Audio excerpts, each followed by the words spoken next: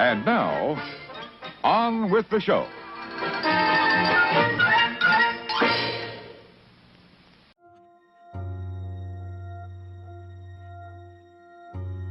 Only blind wishful thinking can permit us to believe that our own society is free from insidious influences vying for our mind.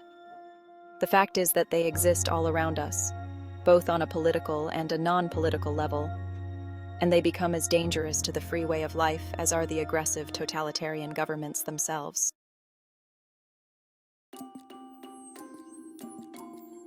Every culture institutionalizes certain forms of behavior that communicate and encourage certain forms of thinking and acting, thus molding the character of its citizens.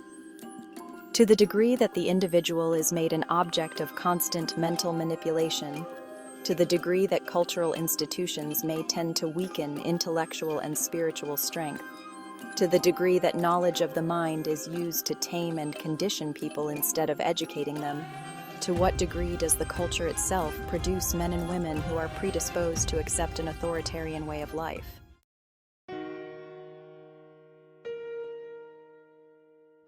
The mechanization of modern life has already influenced man to become more passive and to adjust himself to ready-made conformity.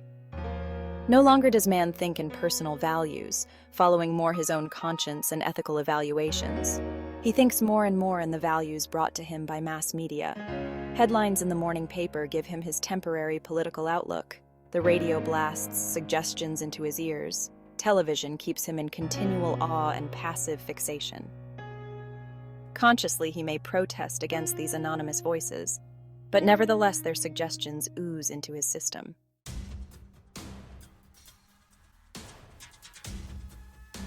The conviction is steadily growing in our country that an elaborate propaganda campaign for either a political idea or a deep freeze can be successful in selling the public any idea or object one wants them to buy, any political figure one wants them to elect.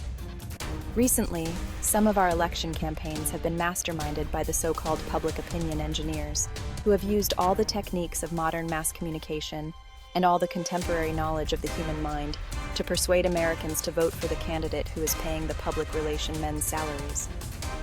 The danger of such high-pressure advertising is that the man or the party who can pay the most can become, temporarily at least, the one who can influence the people to buy or to vote for what may not be in their real interest.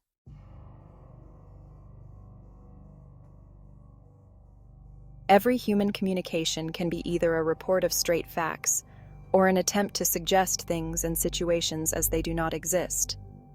Such distortion and perversion of facts strike at the core of human communication. The verbal battle against man's concept of truth and against his mind has become relentless. Truly, we live in an age of ads, propaganda, and publicity. But only under dictatorial and totalitarian regimes have such human habit formations mushroomed into systematic psychological assault on mankind.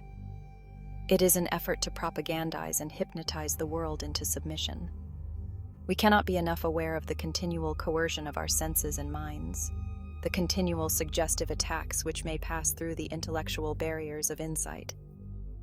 Repetition and Pavlovian conditioning exhaust the individual.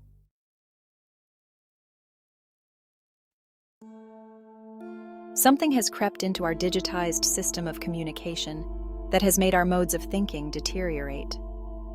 People too casually acquire ideas and concepts. They no longer struggle for a clear understanding.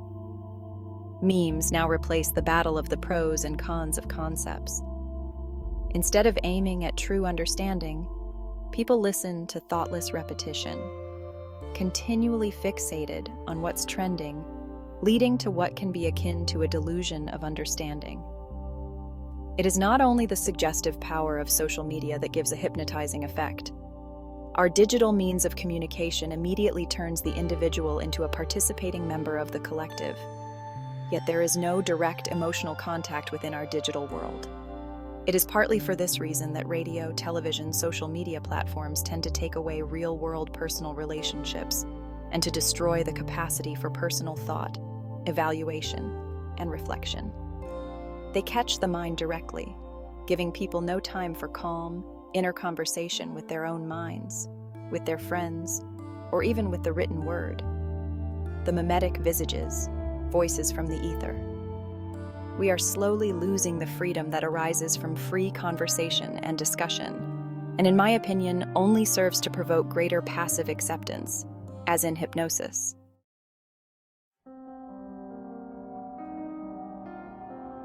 I ask you, knowing all this, why would you allow your toddler or third grader to spend so much of their time with the black screen that with a touch of their finger will fill their minds with whatever propaganda is trending that day? Should aim at destroying free will so that pupils are thus schooled they will be incapable throughout the rest of their lives of thinking or acting otherwise than as their schoolmasters would have wished.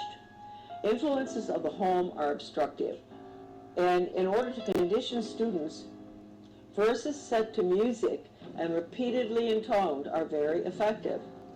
It is for a future scientist to make these maxims precise and discover exactly how much it costs per head to make children believe that snow is black.